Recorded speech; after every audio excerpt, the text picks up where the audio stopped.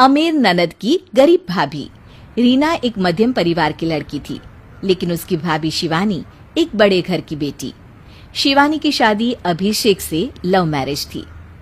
अरे भाभी, ये कितना अच्छा सूट पहना है आपने। काश ऐसा मैं भी पहन पाती। अरे क्यों नहीं रीना, वैसे भी तुम्हारा और मेरा नाप तो एक ही है, जब मन करे पहन लेना। भाभी, आपको आपके पापा ने कितने अच्छे कपड़े गहने दिए हैं। मैं उनकी इकलौती बेटी जो हूँ। बेटी तो मैं भी इकलौती हूँ, लेकिन क्या करे, पापा है नहीं, पता नहीं कैसे होगी मेरी शादी। तभी वहां शिवानी की सास आ जाती है। अरे क्यों नहीं करेगा भाई तेरी शादी धूमधाम से, आखिर जिम्मेदारी है तो उसकी। और वो दिन भी आ जाता है जब रीना की शादी तय हो जाती है। अभिषेक, क्या हुआ? आप इतने परेशान तो कभी नहीं दिखे, कोई बात है तो बताइए मुझे।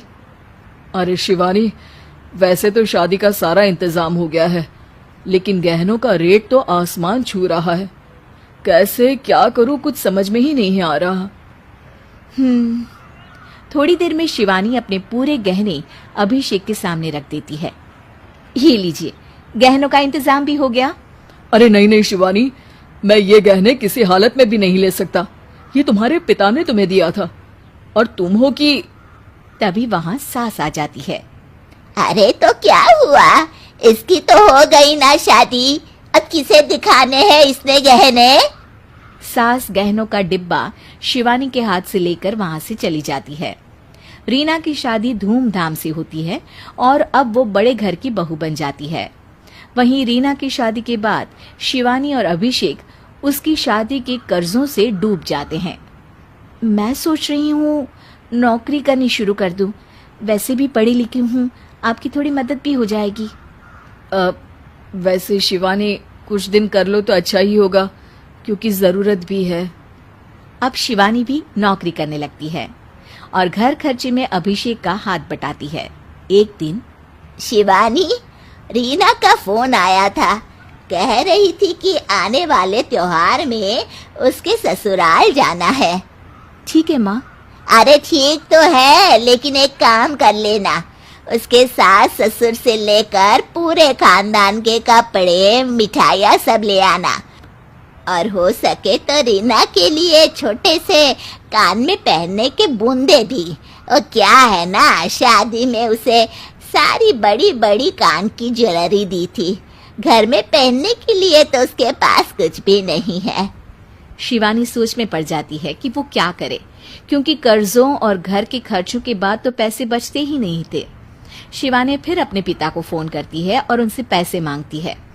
देखो शिवानी, मैंने तुम्हें शादी के वक्त ही मना किया था कि ऐसे घर में शादी करनी ही नहीं चाहिए।